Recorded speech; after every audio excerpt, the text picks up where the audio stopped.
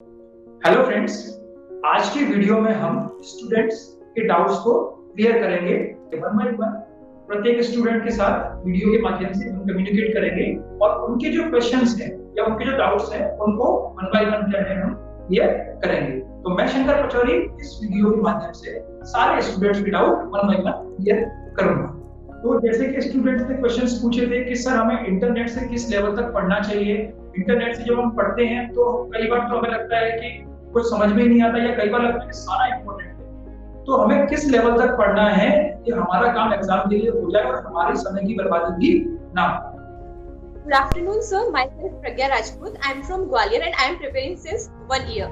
कि है ना जो एनवायरनमेंट की यूनिट है, यूनिट 9, तो जो 2019 का जो सिलेबस था और जो 2020 का सिलेबस है उसमें थोड़ा सा चेंज हुआ। जैसे कि 2020 का जो सिलेबस है उसमें ये ऐड हुआ है dimensions of environment, physical, economic, cultural, educational, psychological etcetera. जी जी हाँ, तो सर ये मैंने सर्च भी किया था इंटरनेट पे, बट इसमें कहीं पे से भी मेरे को मतलब एक इन्फॉर्मेशन अच्छे से नहीं मिली थी। इंटरनेट से जब हम ज्यादा कुछ सर्च करते हैं तो या तो वो एक्यूरेट बिल्कुल मिलता नहीं है इंडिया के, और या फिर वो मतलब बहुत ज्यादा ही ऐसा लगता है पढ़ते जाते हैं कि सारा का सारा ही बहुत ज्यादा इंपॉर्टेंट है, तो उससे जो इम्पोर्टेंट होता है वो हम नहीं ले पाते हैं।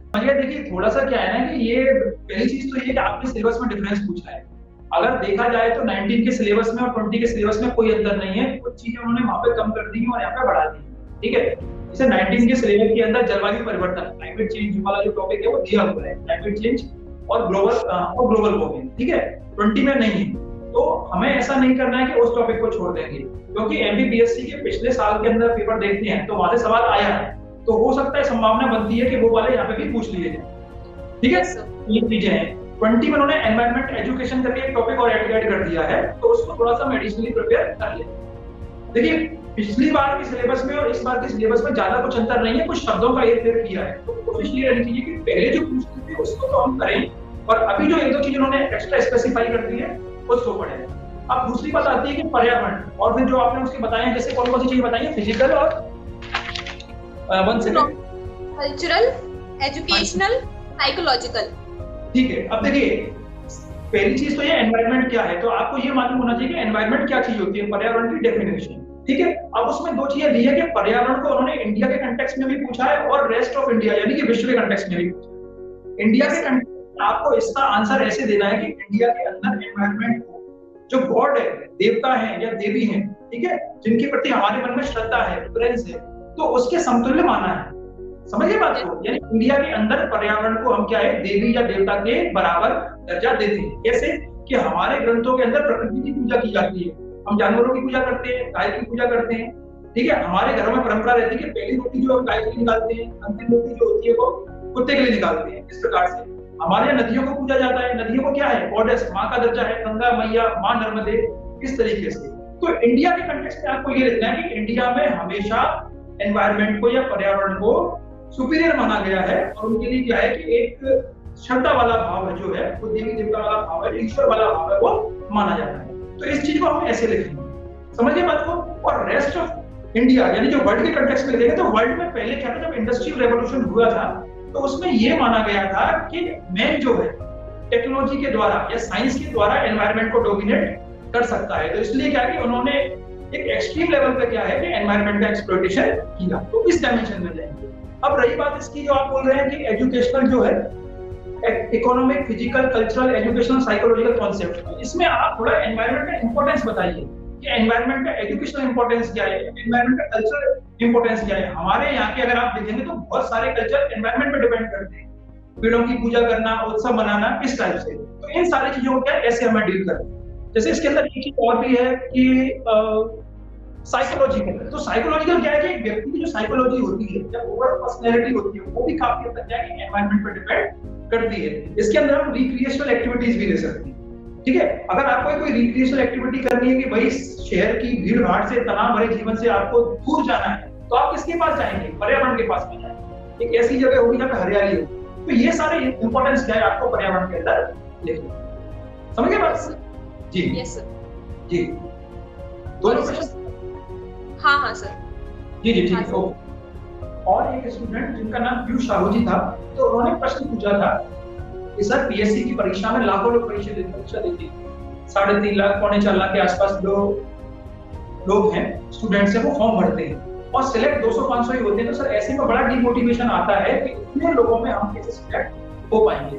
तो इस प्रश्न का जवाब भी क्या है, मैं वीडियो के माध्यम से वो दूंगा और हमारी उम्मीद यही है कि इन प्रश्नों से जो देखने वाले स्टूडेंट्स हैं सभी को क्या है लाभ मिलेगा। हम लोग पीएससी की तैयारी कर रहे थे, देखते हैं सर 1-2 लाख बच्चे तैयारी कर रहे हैं, कंपटीशन, मतलब कभी कभी मन में मतलब ऐसे लगने लगता कि 600 बच्चों का या 300 बच्चों का सिलेक्शन होना, बट हम लोगों को लगने लगता कि हम लोग 2 लाख बच्चों में से 600 बच्चों में से हैं या नहीं, मतलब डिमोटिवेटेड होने लगते कि मतलब इतने बच्चों में हमारा सिलेक्शन पता ही नहीं। मैं आपको इस एग्जाम की हकीकत बताता हूँ। 1400 नंबर 1400 का आपका मेंस का पेपर है, ठीक है, आपको सिर्फ 60% नंबर लाने हैं, 60% से आपके नंबर बनते हैं 840, मेंस में बात कर रहे हैं, ठीक है। तो अगर मेंस के अंदर आप 840 के आसपास नंबर लाते हो तो आप जनरल बॉयज में डिप्टी कलेक्टर बनने के लिए एलिजिबल हो जाते हो। आप पिछले साल की लिस्ट आगे देख लेना, जितने भी लड़के डिप्टी कलेक्टर बने, क्योंकि सबसे अच्छी जो मेरिट जाती है वो डिप्टी कलेक्टर की जाती है। तो जितने भी लोग डिप्टी कलेक्टर बने वो 840 के आसपास अंक लेके आए। आपको ये नहीं सोचना है कि कितने लोग परीक्षा दे रहे हैं, आपको बस ये सोचो कि मैं परीक्षा दे रहा हूँ, मुझे इसके आसपास अंक लेके आए और उसके लिए मुझे कैसे पढ़ाई करनी है, मेरी अप्रोच क्या होनी चाहिए, ठीक है ना, मुझे कैसे अपनी लेखन शैली विकसित करनी है, कितने टेस्ट देने हैं, कैसे करना है, बस इस चीज पे फोकस करिए। बाकी लोगों पर फोकस मत कीजिए, चाहे 2 लाख दें या 20 लाख, कोई फर्क नहीं पड़ता। 840 नंबर लाने हैं प्रति पेपर में, ऑन एन एवरेज 60% नंबर लेके आने, थोड़े बहुत प्लस माइनस हो जाएंगे, हो जाएगा, बहुत अच्छी। जैसे जो संस्थाएं हमारी इसरो, नासा, जैक्सा, इन सब का सब डाटा कैसे मतलब याद रख सकते हैं परीक्षा की दृष्टि से सर? थर्ड पेपर में मतलब इसका पूरा पोर्शन है, एक अलग ही यूनिट बनी है, मतलब सबका डेटा कैसे याद रखना सर? आपको डेटा उस स्तर तक याद रखना ही नहीं है। अगर आप कोई संस्था ले रहे हैं, ठीक है, सपोज अगर आपने इसरो ले, तो आप इसरो पहले इसरो बताइए, फुल फॉर्म बताइए, एक पॉइंट आपका ये हो गया। दूसरा पॉइंट ये बताइए इसकी स्थापना कब हुई, तीसरा ये बताइए कौन से क्षेत्र में काम करता है, चौथा ये बता दीजिए इसमें इसके अध्यक्ष कौन है। 4 पॉइंट हो गए। 5वें में आप इसकी उपलब्धियां बता दीजिए। तो ये सब चीजें तो ऐसी है कि इसका डेटा बताने की ज्यादा आपको आवश्यकता है, ठीक है ना। इसरो की स्थापना जब हुई थी फिक्स डेट है, ठीक है, बस उसके जो मुख्य होंगे, चेयरमैन होंगे, उसमें परिवर्तन आ जाएगा। पहले देख लीजिए इसकी करंट की चेयरमैन कौन से, ठीक है। और उपलब्धियां, तो उपलब्धि तो ऐसी है कि पिछले सालों में जो आई है वो तो है, हो सकता है साल 2 साल के अंदर एक आध कोई और बड़ी चीज बढ़ जाए तो आप उसको ऐड कर सकते हैं। उसमें से कोई बड़ी समस्या वाली बात नहीं। जी सर। ऐसे ही हमारे एक स्टूडेंट है अभिनंदन पवार, तो उन्होंने पूछा था कि साइंस एंड टेक्नोलॉजी में आंसर किस लेवल तक लिखना चाहिए, अगर 3 मार्कर, 5 मार्कर या 11 मार्कर, 2020 के पैटर्न पे या 2019 तक के पैटर्न पे, 3 मार्कर, 6 मार्कर और 15 मार्कर, जैसा प्रश्न आता है तो उसमें किस लेवल तक आंसर लिखना है और कैसे लिखना है ताकि हमें बहुत अच्छे मार्क्स मिल सके। सर, मैं डिस्ट्रिक्ट देवास से हूँ और मेरा नाम अभिनंदन पवार है। जी पवार जी, नमस्कार, स्वागत है आपका। नमस्कार सर। मेरा क्वेश्चन ये है कि हम साइंस एंड टेक में 3 मार्कर्स, 5 मार्कर्स एंड 11 मार्कर्स जो कि 2020 के अकॉर्डिंग है, तो इसमें कैसे आंसर फ्रेमिंग करें कि हम अच्छे गेट कर पाए नंबर्स? जी देखिए, मैं आपको बता दूं कि पहली चीज तो ये है कि आपको साइंस एंड टेक के पेपर में बिल्कुल टू द मार्क लिखना है, ठीक है, टेक्निकल आंसर लिखना है। अगर आप टेक्निकल आंसर लिखेंगे, जो चीज पूछी गई है, जो उसका वास्तविक आंसर होता है, अगर आप वैसे ही लिखेंगे तो आपको अच्छे नंबर मिलेंगे, ठीक है। अगर प्रश्न से या कंटेक्स्ट से हटके आप इधर उधर जाते हैं तो आपके उत्तर क्या है, आपको उतने अंक नहीं दिला पाएंगे, ठीक है। तो पहली चीज तो ये कि आपको सटीक उत्तर लिखना है। अब दूसरी बात ये आती है कि 3 अंक का सवाल है या 5 अंक का या 11 अंक का है, तो ये डिपेंड करता है कि आपका प्रश्न कैसा है, ठीक है। जैसे प्रश्न ये प्रकृति पर निर्भर करता है कि उससे कितने नंबर का सवाल बन सकता है। हो सकता है 3 का बने, हो सकता है 5 का बने, या हो सकता है 11 का बने। जनरली क्या होता है कि 3 नंबर के अंक में उसकी परिभाषा पूछते हैं, सामान्य सी जानकारी पूछ लेते हैं। जैसे मैंने अभी आपको क्लास में बताया कोर्स वाली में कि जैव विविधता क्या होता है, ठीक है। तो 3 नंबर में सवाल ये बन जाएगा कि जैव विविधता क्या है, तो आपको 3 नंबर के अंदर उसकी डेफिनेशन लिखनी है, ठीक है। 1-2 उदाहरण बता दिए, प्रकार बता दिए, मैंने आपको प्रकार बताए थे उस टाइप से। तो 3 नंबर का सवाल हो गया। अब इसमें अगर और आगे बढ़ते हैं तो 5 नंबर का सवाल बनेगा। तो 5 नंबर के सवाल में जनरली आपको क्या करना रहता है, जैसे अगर जैव विविधता ही पूछते हैं कि जैव विविधता और जैव विविधता के क्षरण के कारण, कि जैव विविधता को कैसे नुकसान पहुंच रहा है, मैं इस उदाहरण से आपको समझाना चाह रहा हूं। तो इंट्रोडक्शन में आपकी परिभाषा हो जाएगी, ठीक है। अब मेन बॉडी के अंदर उसके क्षरण के कारण होते हैं, तो आप 3 से 4 कारण बता दीजिए, क्योंकि एक आपका इंट्रोडक्शन हो गया और 4 कारण हो गए, तो पॉइंट हो गए आपके 5 पॉइंट लगभग, और एक आप उसको कंक्लूड कर देंगे, कंक्लूजन दे देंगे लास्ट में। तो इस प्रकार से क्या है, आपका आंसर बहुत अच्छे से हो जाएगा। यही प्रश्न हो सकता है कि 11 अंक में पूछे। तो जैव विविधता क्या है, जैव विविधता के क्षरण के कारण क्या है, ठीक है, और पूछ ले कि इसको रोकने के लिए क्या कदम उठाए जा रहे हैं, ठीक है। तो इंट्रोडक्शन जैव विविधता की परिभाषा हो जाएगी।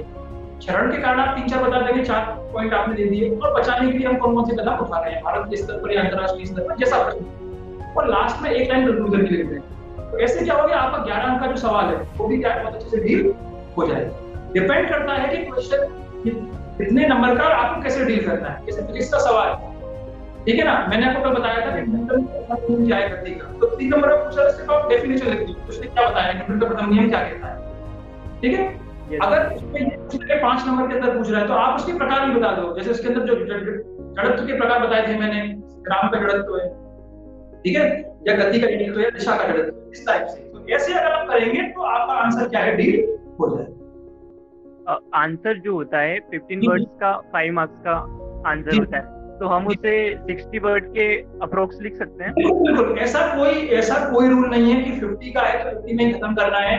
आप 50 से 60 भी जा सकते हैं, 70 भी जा सकते हैं, समझ गए, लेकिन कम से कम कोशिश कीजिए 50 तक जाए। अब ये चीज निर्भर करती है कि प्रश्न की प्रकृति कैसी है। हो सकता है कि आपको प्रश्न में थोड़ा ज्यादा लिखना है, आपको पूरी बात बतानी है। कुल मिला के मुद्दा ये है, कोई भी प्रश्न जैसा दिया है आपको उसके अंदर जो पूछा गया है वो बात पूरी बतानी है, चाहे वो 50 शब्दों में आए, चाहे 60 शब्दों में आए, चाहे 70 शब्दों में आए। इसके बाद में एक ध्यान देने वाली बात ये होती है कि एग्जाम के अंदर टाइम मैनेजमेंट बहुत इंपॉर्टेंट है। अगर आपके पास टाइम है तो आप थोड़ा आगे जा सकते हैं, और अगर आपको लगता है कि टाइम कम है तो उसको जितने समय के अंदर आप कंप्लीट करना चाहें उतने अंदर कंप्लीट कीजिए, आगे बढ़िए। समझ गए बात को। लेकिन अगर आप उससे आगे जाएंगे तो कोई नुकसान नहीं है। 50 शब्द का है, अगर आप उसमें 150 लिखते हैं तो वो गलत है, 100 लिखते हैं तो भी गलत है, लेकिन 70-80 तक भी जाते हैं तो कोई समस्या नहीं है। ये जैसे पृथ्वी की संरचना है 10th यूनिट में हमारे साइंस एंड टेक के पेपर में जी, तो उसमें मेंटल कोर और एक और टाइप दे रखा है उसका, 11 मार्क्स के अकॉर्डिंग कैसे करेंगे? अगर देखिए पृथ्वी की संरचना पूछती है तो आप थोड़ा सा क्या है कि उसमें इंट्रोडक्शन दे देंगे, पृथ्वी की संरचना के बारे में बता देंगे, फिर उसके 3 हिस्से बता देंगे आप, क्रस्ट है, मेंटल है, कोर है। क्रस्ट के बारे में जानकारी दे देंगे, क्रस्ट की क्या क्या विशेषताएं होती हैं, मेंटल की क्या विशेषताएं होती है, कोर की क्या विशेषताएं, इस टाइप से। और लास्ट में क्या है आप थोड़ा सा उसको कंक्लूड कर दीजिए, एक या 2 लाइन। आपका 11 अंक का सवाल क्या है? तो 5 मार्क्स में भी कंक्लूजन देना इंपॉर्टेंट रहता है। देखिए अगर संभव है, स्टैंडर्ड तरीका ये होता है कि कंक्लूजन दे, एक लाइन का दे। थोड़ा सा क्वेश्चन क्या आपका देखने में अच्छा लगता है, आंसर देखने में क्या अच्छा लगता है, संभव हो तो करें। अगर समय की कमी है, नहीं हो रहा है तो फिर रहने दीजिए, ठीक है अभिनंदन जी। आपको शुभकामनाएं कि आप परीक्षा में अच्छी रैंक के साथ सफल हों, है ना। आज हम सोचते हैं जिस तरीके से आज हम विचार करते हैं, मन बनाते हैं, तो ये हमारी पहली शुरुआत होती है, और ये शुरुआत क्या है आगे जाके आपको एक बड़ा अधिकारी बनाती है, ठीक है ना। आज आपने सोचा है, आज आपने विचार किया है, मन बनाया है, तो इसी प्रकार से क्या है कि आपकी पूरी ऊर्जा, ठीक है ना, आपकी क्या कहेंगे कि पूरी जो सोच है वो आपकी सिलेक्शन की दिशा में लग जाएगी, और वही आपको एक दिन क्या है सफलता के स्तर पर ले जाएगी, और आप एक बहुत अच्छे अधिकारी के रूप में चुने जाएंगे, ठीक है। मेरी शुभकामनाएं आपके साथ, all the best. Thank you sir. और एक हमारे स्टूडेंट है मनीषा गांधी जी, उन्होंने मुझसे प्रश्न किया था कि सर एनसीईआरटी को किस प्रकार से पढ़ना चाहिए, विशेष रूप से साइंस के लिए। तो साइंस के लिए एनसीईआरटी को कैसे पढ़ें, और एनसीईआरटी को पढ़ने के बाद में उसके नोट्स कैसे बनाए जाए। जो गांधी जी हैं ये नॉन साइंस बैकग्राउंड से हैं, तो नॉन साइंस बैकग्राउंड वालों को साइंस की तैयारी कैसे करनी है, विशेष रूप से एनसीईआरटी के माध्यम से या किसी और पुस्तक के माध्यम से। Sir, my name is Manisha Dangi, I am from Jirapur, Rajgarh. Sir, I am MPPSC aspirant. Sir, मेरा क्वेश्चन ये है कि हम एनसीईआरटी का रोल जो मेंस पेपर 3 होता है उसमें क्या रोल होता है साइंस एंड टेक्नोलॉजीज का सर? हाँ जी, देखिए मेंस के अंदर जो हमारा साइंस वाला पार्ट है, फिजिक्स, केमिस्ट्री और बायोलॉजी वाला पार्ट, उसके लिए क्या है कि 6 to 10 की एनसीईआरटी आप पढ़ सकते हैं, वो आपको काफी हेल्प करेंगे। अगर आप साइंस बैकग्राउंड से हैं तो ठीक है, नहीं है तो वहां से क्या है कि आप बेसिक लेवल से चीजों को समझ सकते हैं। आपका बैकग्राउंड? सर, मैं बीए कर रही हूँ प्रेजेंट में। अच्छा, बीए कर रहे हैं, तो आपका बैकग्राउंड तो आर्ट्स साइड का है, तो आपके लिए बेहतर होगा कि आप 6th क्लास से लेकर 10th क्लास तक एनसीईआरटी पढ़ लें। तो जो साइंस वाला पोर्शन है ना, उसकी बेसिक कॉन्सेप्ट आपकी बहुत अच्छे से हो जाएगी। कैसे सर एनसीईआरटी में ऐसा कैसे कनेक्टिविटी, जैसे कि अपन को किसी टॉपिक के बारे में हमें याद है, लेकिन जैसे 11 मार्क्स में क्वेश्चन आता है तो वो साइंस से टेक्नोलॉजी में लिखना सर हमारे लिए कठिन हो पाता है कि हम लिख ही नहीं पाते, इतना कनेक्टिविटी नहीं हो पाती हमारी। तो सर उसके बारे में ये मैं आपको बताऊं कि कोई भी चीज आसान होने से पहले कठिन होती है, ठीक है। अगर हम पढ़े नहीं है हमने, तो वो हमारे लिए कठिन होगी। लेकिन अगर आप उसको कई बार पढ़ते हैं, जैसे पहली बार आपने किसी बुक से पढ़ा, सपोज एनसीईआरटी से पढ़ा, फिर आपने नोट्स बना लिए, फिर नोट्स को कई बार रिवाइज करेंगे, फिर तीसरी स्टेज में आके आप उनके शॉर्ट नोट्स बनाएंगे। अब शॉर्ट नोट्स कैसे बनाते हैं कि भाई आपने अपने नोट्स पढ़े और आपको लगता है कि इसमें से इन पॉइंट्स को मैं भूल रहा हूँ या भूल रही हूँ, तो उसको आप अपने शॉर्ट नोट्स के अंदर ले आएंगे। जब आप उसको कई बार पढ़ेंगे, लिखेंगे, ठीक है ना, प्रैक्टिस करेंगे, तो धीरे धीरे क्या है, ऑटोमेटिकली आपकी कनेक्टिविटी बन जाती है। शुरुआत में सभी भूलते हैं, हम लोगों को समस्या आती थी, लेकिन एक बार आपने अच्छे से प्रैक्टिस कर ली, आप उस चीज से जुड़ गए, तो फिर आपको कनेक्टिविटी आने में या आंसर लिखने में कहीं कोई समस्या नहीं है। जैसे कि सर हम अपने कनेक्टिविटी से जो भी स्टूडेंट्स हैं उनसे क्वेश्चन पूछते हैं सर, तो वो एक बेटर आंसर दे पाते हैं हमें, तो सर फिर सिलेक्शन के टाइम उनका सिलेक्शन हो नहीं पाता है सर, तो ऐसा क्या बेटर आंसर दिया, उनके बेटर आंसर का क्राइटेरिया क्या है, कैसे कह सकते हैं कि वो आंसर बेटर है? एग्जाम के अंदर बहुत सारी चीजें होती है ना। पहली चीज तो ये मैं आपको बता रहा हूँ कि एक क्वेश्चन को लिखने के कई सारे तरीके हैं। अगर आप टू द मार्क लिखेंगे, सटीक लिखेंगे, आपसे कोई विशेष रूप से नॉलेज नहीं चाहिए, एक सामान्य नॉलेज चाहिए, लेकिन सटीक नॉलेज चाहिए। जो बात पूछी है आपको उसी के संदर्भ में उत्तर देना है। अगर उसी के संदर्भ में उत्तर देते हैं तो वो आपका उत्तर अच्छा माना जाता है, पहली चीज। दूसरी चीज ये होती है कि एग्जाम के अंदर और भी फैक्टर होते हैं। नॉलेज आपके दिमाग में है, लेकिन आपको उस चीज को 3 घंटे का समय है या 1.5 घंटे का समय है, उसके अंदर आपको पेपर कंप्लीट करना है। तो कई स्टूडेंट के साथ समस्या ये आती है कि आता तो है हमें, लेकिन हम क्या है, पेपर कंप्लीट ही नहीं कर पा रहे हैं, तो उस वजह से सिलेक्शन नहीं हो पाता है। लेकिन अगर आपको अच्छी नॉलेज है, सटीक नॉलेज है, और 1.5 घंटा या 3 घंटा जितना भी आपको समय अलॉटेड है एग्जाम में, उसके अंदर अगर आप अपने पेपर को कंप्लीट करते हैं और सारे पेपर कंप्लीट करते हैं, तो आपका सिलेक्शन अवश्य होगा। सर क्वेश्चन ये भी कि हम नोट्स की जैसे कि बनाते हैं नोट्स, तो सर हमारे एग्जाम में क्वेश्चन छूट जाते हैं, तो हम किस लेवल पर हम ये नोट्स बनाए कि हमारे क्वेश्चन न छूटे, हमारी स्पीड बन पाए एक अच्छी। देखिए मैं उसी चीज को रिपीट करूंगा, जो सिलेबस के अंदर दिया है, पहले सिलेबस को देखें, सिलेबस में कौन से टॉपिक है, फिर आप लास्ट ईयर जो पेपर आए 2014 से लेके 18 तक, उन सारे पेपर को देखें कि क्वेश्चन किस तरीके से तैयार कर रहे हैं। अब एक टॉपिक की लिस्ट बना लें, और उस टॉपिक को क्या है कि जिस भी बुक से आप पढ़ रहे हैं, बुक से पढ़ रहे हैं, एनसीईआरटी से पढ़ रहे हैं या इंटरनेट से पढ़ रहे हैं, उसके अनुसार क्या है आप अपने नोट्स बनाते जाएं। टॉपिक का साइज देखें, टॉपिक की प्रकृति देखें, टॉपिक छोटा है तो कम पॉइंट, मीडियम साइज का है तो 5 से 6 पॉइंट, ज्यादा बड़ा है तो 10 से 12, 15 जितने भी पॉइंट आते हैं उतने पॉइंट डालें। तो ऐसे क्या है आपके नोट्स भी बन जाएंगे, और उनको अगर आप रिवाइज करेंगे तो एग्जाम में आपका कुछ भी चीज छूटेगी। सर थैंक यू, आपने आपका मोस्ट टाइम हमारे लिए निकाला इसके लिए। वेलकम। ठीक है, और मेरी शुभकामनाएं आपके साथ में है कि आप एक अच्छी पोस्ट पे सिलेक्ट हो। सर मेरा नाम प्रतीक उपाध्याय है। Good afternoon sir. मैं पिछले 1 साल से एमपीपीएससी की तैयारी कर रहा हूँ। मेंस की तैयारी पहली बार ही कर रहा हूँ सर। इसके पहले मैंने प्री कभी भी नहीं दी थी, फर्स्ट टाइम ही था मेरा जी। और अभी मेरा ये मेंस के लिए भी पहला अटेम्प्ट है। तो सर मतलब तकनीकी जो एक पेपर है साइंस एंड टेक्नोलॉजी, उससे रिलेटेड सर मेरे प्रश्न है। जैसे अभी हाल ही में नवीन तकनीकें आती है, जैसे पॉलीक्रैक तकनीक वगैरह, ये तकनीक है, तो सर इन नवीन तकनीकों से भी वो क्वेश्चन पूछ सकते हैं। तो सर इन्हें बता दीजिए किसमें नवीन तकनीकें आती हो, समाहित होती है, मतलब जो भी 2020-19 में आई है इस प्रकार से, उसके लिए कोई बुक वगैरह?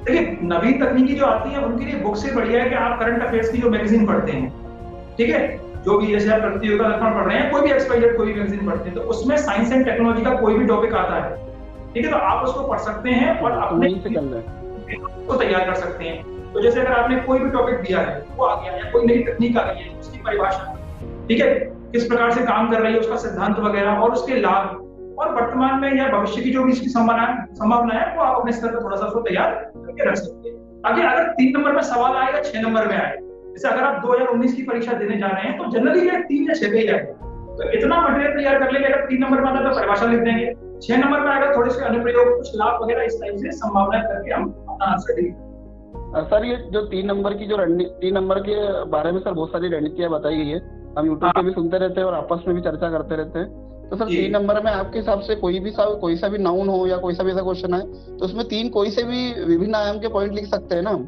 देखिए मैं आप किस प्रकार से डील करें? हाँ देखिए 3 नंबर का कोई स्ट्रेट फॉरवर्ड फॉर्मूला नहीं होता है, ठीक है, एक सीधा सीधा फॉर्मूला जिस पे आप चले।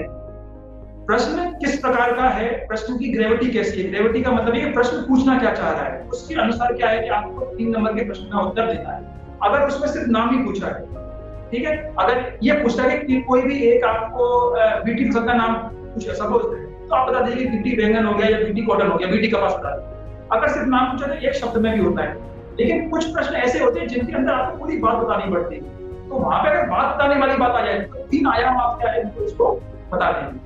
ठीक है, जैसे अगर अपन ने कल या परसों इंटरनेट पढ़ा था, तो इंटरनेट की परिभाषा, ठीक है, और इंटरनेट कैसे काम करता है और इंटरनेट के लाभ, तो ऐसे अगर आप 3 आयाम डील करेंगे तो आपका आंसर क्या है, बहुत अच्छा हो जाएगा और संभावना पूरी रहेगी नंबर मिल जाए। मतलब सर वो प्रश्न की प्रकृति पर निर्भर करता है, प्रश्न की प्रकृति। हाँ, प्रश्न आपसे क्या पूछना चाह रहा है, हो सकता है एक शब्द में भी उत्तर आ जाए, हो सकता है एक लाइन में आ जाए, या हो सकता है 4 से 5 लाइन में। ठीक है, ये चीजें हैं। ठीक है सर, ठीक है, thank you sir, thank you very much sir. जी, आपको अग्रिम शुभकामनाएं, अच्छी रैंक के साथ सिलेक्ट। Thank you sir.